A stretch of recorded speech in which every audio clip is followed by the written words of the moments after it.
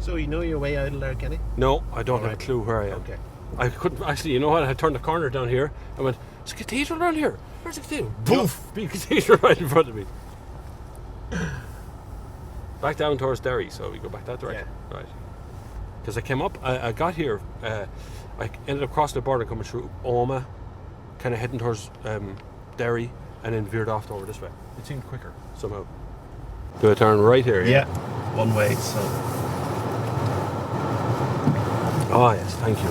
Very kind of you. It's very appropriate, the weather, because every film I've done has got bloody rain on it. So even in the interview, they'll say, "Oh, for Christ's sake!" He insisted on doing an interview when it's pouring rain. It had to rain to get a Blade Runner feel. So, all I need now is those glowing umbrellas. It's not the case at all.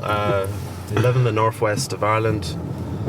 You know, we usually got the rain. If Ridley Scott does a Blade Runner 2, I suggest he come here because we got rain on tap. Left. Here? Yeah. It's a lovely little town. It's very up and down. I mean, there's a big hill in the middle of it. Yes, Let me walk around it. It's like San Francisco of the Northwest. Not that liberal. Not quite that liberal, no. We take a left. Now, there's an empty unit right in front of us. That used to be a video shop. That fish and chips place now? No, that empty... over here, okay. That empty black unit. A lot of empty units here. But in that empty unit, that was once a video shop, and I worked there briefly. And I also worked in a video shop in Dublin, in Rathfarnham. But it's there where I got a first-hand kind of the reality of what sells the film, what people want. Yeah. Because people come in most times actually don't know what the hell they want, but they do know that they definitely want a film for the night and they want a good film. All I could gather for the first question was who's in it. Yeah. Unfortunately, not who directed it. Didn't give a shit who directed it. But after you got past, when you'd say, well, look, there's no stars in it, the next question was always, well, is it a good story? Yeah. Because I'd say, well, look, it's directed by so-and-so, and then they say, listen, is it a good story? Because that's one of them. And I'd say, yeah, it's a good story. So that, it goes to show that, in essence, that's what most people want when they go to the video shop or they go to the cinema. And I learned too, there's perfectly good films, there's great films that sit on the shelf or stick on the shelf for whatever reason. And I think my first week on the job, this is back in 1986, there was a movie released, one of my favourite movies, called Strange Days, starring Ralph Fiennes, Angela Bassett, Juliette Lewis, directed by Catherine Bigelow, and it was quite an influence on my short film, 90 Seconds, because it's futuristic, it's film noir, very stylish, very dark. Well, my first week job, I said, why don't we have a copy of it out? It's a great thing, and the girl said to me, look, Gerard, it was sticking to the shelf. Right. It wasn't written. Simple as that. And I said, but it's a great film. She said, well, it doesn't matter. And that taught me a lesson, of the harshness of it. And it's also the same in the cinema. You have a great movie. Well, I mean, for example, I think the best film of this year so far, bar none, is Cloud Atlas. Oh, yeah. And it was dead at the box office on the first weekend. I saw it twice, and both times very, very quiet. Very few people in the audience, on the smallest screen. That's got Tom Hanks in it, isn't it? It's got Tom Hanks, it's got Halle Berry, it's got everyone. It cost over $100 million, but for some reason, a great film. I think it's been discovered now on video, and if anyone's watching this interview, I recommend it wholeheartedly that they check it out. But for some reason, it's to use a phrase, stuck to the shelf, and it's very down here, straight ahead. It's very it's kind of brutal as well. The cinema is where even the cinema manager may know it's a great film, but if it's not getting the bums on seats on the first weekend, it's dead. And is that marketing? Is that what the big marketing? Well, groups? When a movie flops, I'll try not to make this mistake if I make a feature film that flops. But when a movie flops, they always blame the marketing. They say, well, the marketing wasn't quite, it wasn't quite right. I think that's a bit of a cop-out. I think that's part of it. Also, is timing. Yeah. And also, it is things that no marketing person could ever predict. They honestly, I mean, I can tell you, when when I make my first feature film, Night People, I mean, in a way, I have no idea what's going to happen when it's released. I have no control over it. Yeah. And that's just something you have to accept, because I have no control over what basically happens. Let's say, you know, like you and your partner could go to the cinema on a Friday night, and you're not even sure what you're going to see. Yeah. And you don't look at the reviews, you don't give a damn who directed. You just want something that's about 2 hours long, and you're going to be entertained. You're not going to be bored. Yeah. Off your tits. That's true. That is basically what most people want. And you're going to stand there and you're going to look at all the posters, and there could be the poster for Cloud Atlas, and you just look at it and say, I don't know. Let's go with Fast and Furious 6. Yeah, because I know where I stand. Yeah, I know exactly what I'm going to get there. Yes. And you know, an awful lot of people complain that the movies nowadays, you know, we're in a golden age of television right now with Breaking Bad, Yes. Wire, The Shield, all these fantastic shows. I mean, of complexity and great writing that we have never seen before. And the movies seem to be going the opposite direction. They're going more dumbed down. Take Iron Man and all these Marvel comics. We're getting kind of. Yeah. A lot of people are thinking, well, Christ, you know, I've already seen this film before. In a way, here we go again. There's a lot of remakes. There's a lot of sequels. Yeah. There's that awful word reboots, which is another word for a remake. We're remaking the remakes. Yeah. It's like never before in history of cinema. There's remaking like crazy.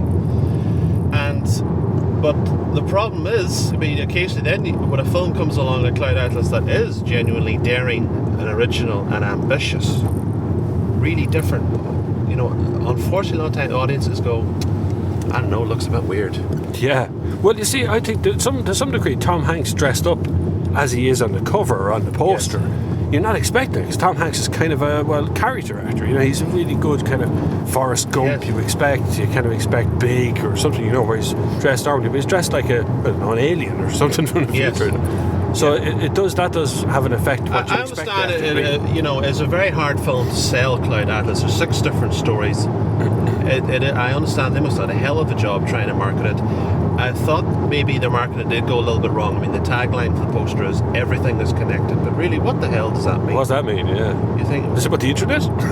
Yeah. And they had a trailer that was 7 minutes long. 7 minutes long. Wow. And to be honest, that did more harm than good. Unfortunately, I think that was trying too hard. That's nearly the whole story. Really, giving away the whole thing. And it's very hard to convey in 2 minutes why you should get up off your arse, leave the house, go to the cinema and slap £7 on the table to go see it.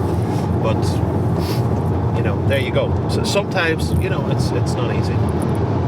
So with what you're trying to do, you've done many movies in Ireland, I take it. Yeah. What was your first one?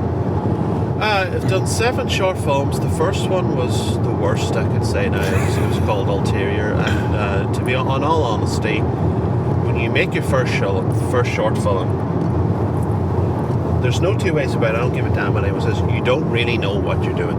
Yeah. Probably a bit like having sex for the first time. It'd be very exciting, but it's over all too quickly. You know, and you're left with a pile of footage. You don't know what's going to happen. That's probably a bad metaphor. Yeah. But you don't really know what you're doing. Your head is full of theory. Yeah. You've got all the theory, but theory is a bit like, you know, if I don't know how to drive, but I've read the manual from page to page, and you don't know how to drive, and I'm going to sit here and tell you how to drive. Yeah. Then you get behind the wheel, see what happens. Yeah. That's the same for filmmaking. Unfortunately, people go to college and everything. It's the storytelling bit to miss, isn't it? It's the kind storytelling. The hardest thing of a movie is telling a story and telling it well. That is the hardest thing to get a hold of. So my first short film is not great. There's 150 different things I would do different now. The next short film is a big improvement. It was a documentary about domestic violence. It's called A Long-Term Effect. Unfortunately, I'm not crazy about that either, because in a way I was very naive about the subject. Yeah. But in a way that was a good thing too, because you're trying to investigate and discover, why do women put up with these kind of guys? What kind of guys do this? Why does this go on? You know, these are the things you kind of look at in the world and say, well, why does this happen? And I don't think I'm any wiser after making the film, but at least the film does, in layman's terms, outline the warning signs for you before you get involved with a guy, because they're not going to punch you on the first date. Yeah. They're going to groom you, and there's going to be some telltale signs. They're very crafty. They do their work. They're going to start cutting you off from all your friends and family, gradually, subtly, and so on. And the short films I'm happy with are Deviant, The Stolen Wings, The Boogeyman, which is a Stephen King adaptation. That's brilliant. That's brilliant. It really is. I love that. And 90 Seconds, which is the final one. The Boogeyman, I thought, because it's the first the Irish film based on a Stephen King story, and I swore blind that it would start off a trend. Yeah, and I'd be no one would be happier to me to see other Irish filmmakers take on a King short story. Yeah, because they're sitting there for free, because he has this deal called the Dollar Baby deal. You send him $1. You sign the contract, and you're allowed to adapt one of his short stories if it hasn't already been made into a feature film. Yeah, and off you go. You got a Stephen King adaptation, and I mean, it was no secret this has been going on since the 80s. But I was the first Irish filmmaker doing, and I thought, right, the gates are going to open. There's going to be a whole pile of them. There hasn't been a single one. No, I know. I don't know why. Maybe he's too complex. He can be very complex. It doesn't matter. His name is pure box office. You're making a short film. You're got an uphill struggle to even get the damn thing seen, to get it noticed, to get any media attention. But if it's based on one of the best-selling offers on our planet, you got an advantage. For God's sake, get your head screwed on. But no, it can backfire where, if the film's a piece of shit, you're going to get 2,000 emails from Stephen King fans saying, well, you really fucked that up. Yeah. That's not like his stuff. I think I changed one thing, and there might have been bloody 100 comments saying, well, I don't remember any tripwire in the story. I don't remember the Boogeyman having claws. That's why I love WTF. WTF. Yeah, WTF, yeah. But you've come from 90 Seconds was the last one, and you're happy with that one. Yes, technically it's much better. I mean, the word everyone uses, the word I've heard the most from everyone is slick. Slick. Right. Slick, cinematic. With a better camera, and I suppose I had more experience again, and I could push the camera, I could push the photography further. Yeah. In terms of style, the visuals. I mean, there's times, we got somebody in a dark room and you're lighting them with just one or two LED lights, so in effect you have one half of their face lit, the other half is completely blacked out, dark. LEDs are very straight lights, aren't they? Yeah, and that creates a certain atmosphere. But if you do it wrong, you're not going to, you look at your footage, it'll be completely blacked out. Yeah. So at the same time, you want the audience to see what the hell is going on, but you want that film noir look, but you don't want to be everyone just in the dark. So it's a fine balance, but you need to be confident with cameras to try and attempt that. And you're just now starting another one, or have you done some feature film? Yeah, first feature film, Night People, and it's an anthology movie. There's 4 different stories that all interconnect. We shot one of them. We shot the opening credit sequence. We start shooting the second one at the end of this month. Claire Blenner has it, your former guest. And the shoot will go on. She's so excited. Yeah.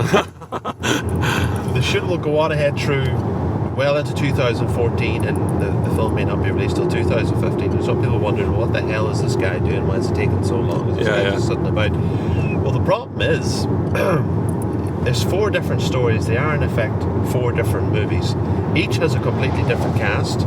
Okay. Locations, props, look, everything. So you do one story, you need to stop then and prep for the next story and then do it. So it's a brain teaser. Yeah. The screenplay is complicated as well. Especially on 4 different feel, like it's not been filmed over one season, or it's not been filmed. You're going to film here in spring, I take it, or you're going to film in summer next year as well. Yeah. And you're filming it all up here, around Letterkenny area. I like to do a little bit in Dublin. as well. There's a location in Dublin already. It got me eye on was to get a bit of that, but a bit of what we call second unit footage, a few inserts, but it will be for the most part. Yeah, it'll be done in Donegal. Winter. We got some great locations. But it's winter.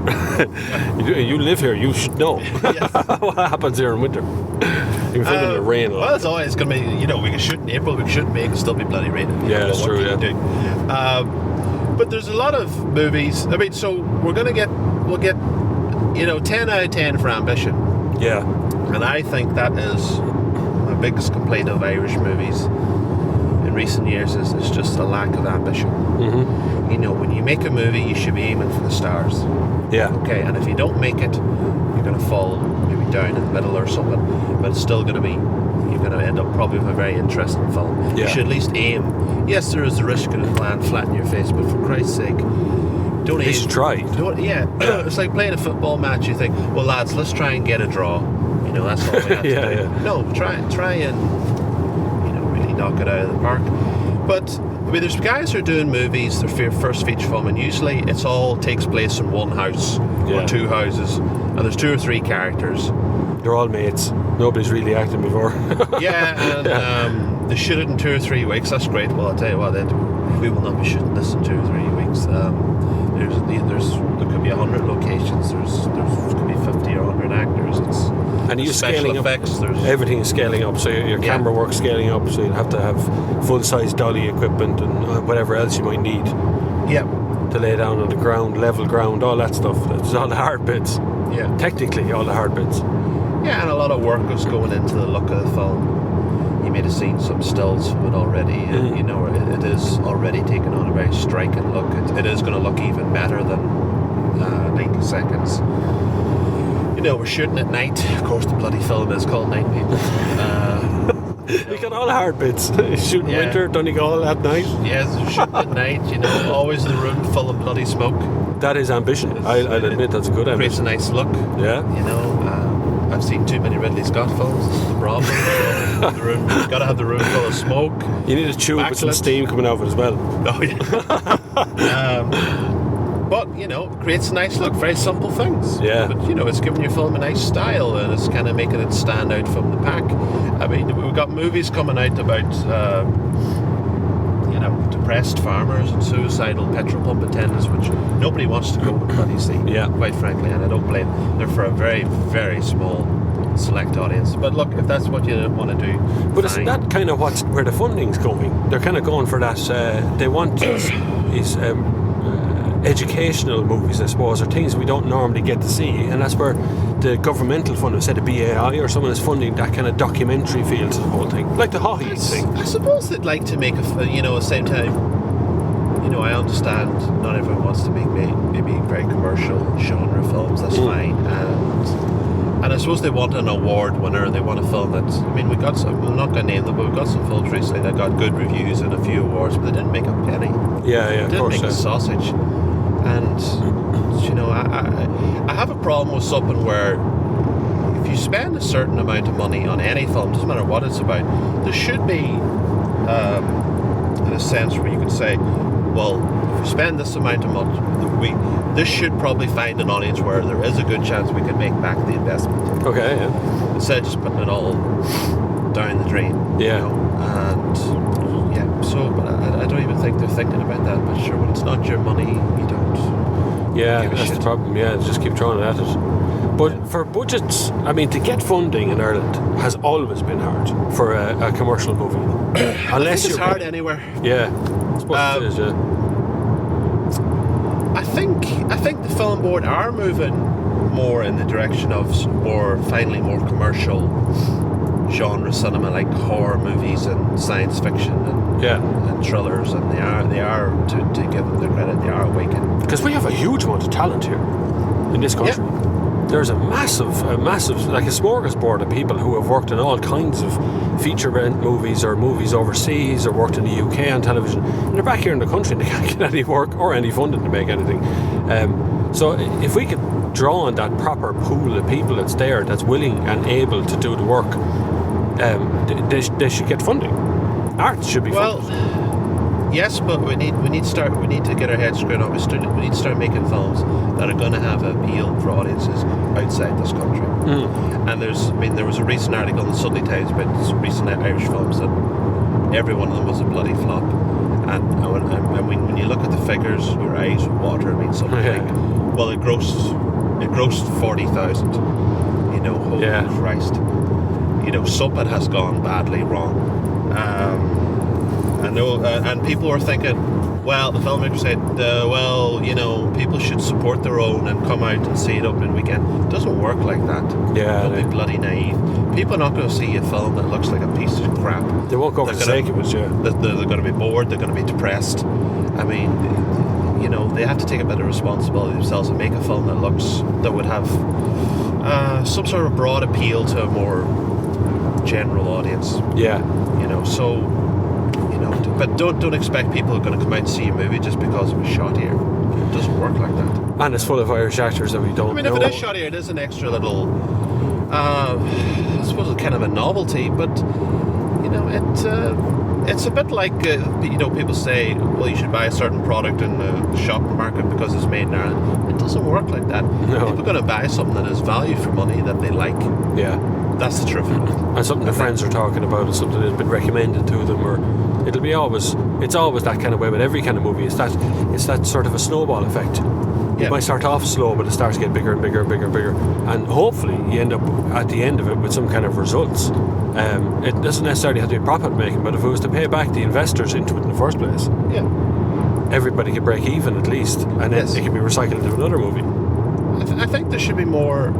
They should be looking at films saying, listen, who is the audience for this? And you know, do we have a chance of... Is someone in France going to watch this? Yeah. Is somebody in America going to watch this? Is somebody in London going to watch this? Because film should be a universal thing. It should have appeal, you know, beyond our borders. We need to start thinking about that. Yes, there's a movie actually that's... Yes, films do fall down the cracks. There is an interesting film I would recommend to people because it's not available on DVD in this part of the world, and it's called Sorcerer, and it's directed by William Friedkin, and it was his follow-up to The Exorcist, and it unfortunately was released on the same week thereabouts of a little film which nobody expected much of called Star Wars. Oh man, so Star Wars ate it up. But Sorcerer is a movie about guys who are desperate. They're all fugitives, and they have to drive trucks full of dynamite across the jungle to earn their pay to get the hell out of there. And it stars Roy Schneider, and it's a very interesting film. Thankfully, the film is now being remastered as we speak, and it is going to come out on Blu-ray and DVD, and so, you know, people will get... But I had to watch the bloody thing on YouTube. I mean, and I don't recommend watching a film on YouTube, but I had no other choice. I think 20 minutes was missing from it, but that's an interesting film, and that should be coming back soon. But that is a film that has definitely fallen down the cracks. That was a flop at the time, but its reputation has now really grown in the years since. Of course, when there's a bit of a buzz on about any movie launched in a year, like anything launched at the same time as Iron Man, for instance, a couple of years ago, would have been lost in the cracks in a flash. Simply because it's just possible, because the amount of all the media attention goes on to what will grab the headline, and that'll be Iron Man, you know, Tony Stark, all that sort of stuff. So anything released around that time is gone. But the movie industry now seems to be going back the other way, because the people who go to the cinema are 35 and up. You know, they're the ones who go for the night, who will go and decide what movie they want to watch, and they'll go and watch it. Whereas the people that go and watch Iron Man are much younger. You know, they're in their 18 to 20-year-olds. They don't go as much anymore. Yeah. I think most people will just are going to see one movie that weekend. So that is hard. Which one do you go see? And the one you go see, you could come out of it spitting feathers, saying, well, that was a piece of crap. Why did I waste my 2 hours on that? You know, and then the other one, the real gem could have been lost in the... my favourite movie all time is Blade Runner. That also did. I got lost on its first release. It just didn't. And then there was director cut after director cut. You know, one with voiceover, one without the voiceover, one with Harrison Ford. The voiceover he'd done on purpose, real deadpan, because he didn't want to use the voiceover. It's urban myth. It was all... it got a bit messy in the middle of when it started to gather a bit of steam. it got a bit messy because it was like the director cut after director cut. Then it was the extended director cut. It's just Final keep cut, pushing. Yeah, the final cut. Still one of my favourite all-time movies, though. The look, the feel of the movie. But at the time, people shrugged their shoulders, and I have to say, I mean, I was very young as a kid. The first time I saw it, even though it is now my favourite film, the first time I saw it, I didn't like it, but I was, because like a lot of initial audiences, I was completely thrown by it. I didn't quite know what to make of it. To be honest, expected Indiana Jones in the future, a rip-roaring, fun, action-packed adventure, and it certainly is not that. It is its own genre now, really, isn't it? It is. It practically invented what we now call cyberpunk, and that's a movie you need to come back to and watch. You need to pay attention because, as well as the great visuals, there is plenty going on upstairs and food for thought. Yeah. On different interesting themes and ideas in it, but it is also quite dark and an acquired taste. But there is that feeling of kind of film noir mixed with futuristic looking things that we'd never seen before, like flying cars or even those umbrellas with the LEDs in them. All that sort of, that kind of weirdness that was added, the way people dressed in those plastic outfits and all. It was all like looking forward and looking back at the same time. It was looking forward, but I think the problem at the time, it was looking forward to a future that was not very appealing. It was down and dirty, it was dark, it was grimy, it was crowded. It had a sinister corporate kind of influence on things as well. You have got genetic engineering, you got replicants being used as slave labour, and these are things we're now gradually getting closer to in the real world. It's true, actually, yeah. We could clone people if we wanted to and engineer them. I mean, it hasn't been sanctioned, but we don't know if it's did already sheep, happened but or not. we haven't gone further than that, thank God. But technology is there; it's no longer science fiction. Yeah. And then we have robots and artificial intelligence that's really starting to come on. And the stuff I have in my short film, 90 Seconds, which is about surveillance experts who are very high tech, very well equipped. It's probably it's futuristic, but it's probably only 5 years from now, or 2 years, to be honest. Look at the NSA. You could have been predicting there the future. Yes, the subject of surveillance has certainly come back big time this week as we record this interview, maybe bigger than ever. At the time I wrote the movie and came up with the idea, the whole controversy about the hacking with the newspapers, that was over with at the time. That was finished because they said, well, it was only 2 culprits, isolated incident, that's the end of it, that's the end of the investigation, there's no more to it. That was the end of the story. Yeah. So that wasn't an inspiration for me. But then, many months later, it exploded. Yeah, fall apart. And it actually turned out it wasn't just... it seemed to be endemic. It wasn't just a rotten just a rotten apple.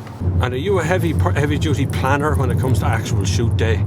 Do you plan the shot perfectly, storyboard? I do, but something still completely that you never would have expected can and will happen. Yeah. I would say that there is an infinite number of things that will go wrong on a film, and I've just learned to accept it. Yeah. There's all kinds of things. We had once had an actor who was booked for a 4-day shoot, and the day before he came down to us, he got the word he had to go to hospital on the Monday to get a quadruple heart bypass. Jeez. So now we only had him for 2 days. Yeah. And after that he's going to be out of the game for months. Right. And you're worried about him having a heart attack as well. Yeah. But so the point was now, it was tough shit. We had to roll with it. I now had to do 4 days of work in 2. Yeah. So I think the first day might have been, I think I was up for 20 hours. Right, yeah. And that's just what had to be done to get the job done. Now, who could have planned for that? Yeah. Who knew? But things like that happen. I tend to work it out a little bit better under pressure. I know a lot of directors don't. They prefer to have every shot nailed down. Just as a storyboard says, we are going to shoot this, don't be messing with the way it looks. Well, I don't do storyboards. But do you not? No, not every director does. This is a funny thing. And some people, I remember I met somebody who insisted they wanted storyboards. Storyboards, to be honest, are a way of other people to see what the hell you're up to. Okay, yeah, it's about pouring your brain. Not everyone on the has a page. very good visual imagination. You say, oh, it's going to be like this. There's this thing, yeah, but I can't see it. What's it going to look like? What's it going to be like? And if they see a storyboard, they'll look at it and say, oh, yeah, right, I'll see now what you mean. Oh, yeah, I see what you mean now. But, no, I mean, to be honest, once again, it's not that perfect where you can have the storyboards and say, we're going to do it like this. Then you walk into the location, and for whatever reason, instead of having 3 hours, now you have 2. Yeah. And one of the actors didn't show up, or one of your lights is just blown out, or anything can happen. Yeah. And you now have to, you can't throw a tantrum, pull the plug, say, oh, well, I'm not working under these conditions. You better bloody, You have to figure out what you're going to do. raise the occasion and get the job done as best you can. So when can we expect your movie out? You said 2014, maybe 2015? I think 2015, because that's the thing. I think to do a traditional feature film for me independently on my own is not doable. I just can't do it. I can't afford to put up actors for 8 weeks. I'm also responsible for the camera work and all the post-production, all the footage. And so if I split it up into 4 stories, which we're doing because it's an anthology film, that's the way around it. That way it's doable. The downside is that it's 4 different stories. So, each one has a different cast, different look, different And you have to everything. tie all that together somehow. So a movie usually is made pre-production, production, post. This is going to be pre-production, production, post, pre-production, production, post. The process is going to repeat itself. Yeah, that's 4 going to be a times. tough one. That's unusual. Yeah. Very unusual. That this is what I'm getting my head around now. But that's the thing. You can't plan for everything. So it's a very unusual film shoot. So it's going to take time, and the film is ambitious. And when you make an ambitious film, you're going to pay a price, and the price is it is going to take a long bloody time. Yeah. To bring to the screen. But when it is finished and it's on the screen, it will be worth it. In case anybody wondering, I've been roped into work as well, so we're actually doing location scouting over here. Yes, that's right. So, which is going to be a secret where we're going though. So everybody's works. If you want any attention at all while you're here, I have a job for you. Yeah. Beautiful part of the country. I've never been up this way. That bridge was very cool. Yes. Yep. That was so cool. That bridge. Oh yeah. I think I filmed my first music video there. I can see why you would film up here. Some really cool buildings just stand out. Just a car park. I went to college here. Diploma in Media Studies.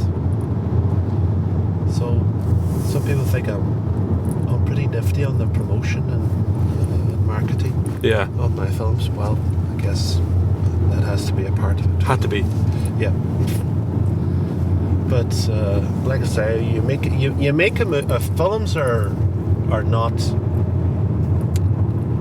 They're not paintings. They're not surreal art sculptures. They are you're projected on a 30-foot screen, for Christ's sake. That is meant for people to come and see. That's right. Well, now we have to get our secret on the location, so we're going to switch the cameras off. Yeah, we'll switch the cameras off now, so no one knows where it is.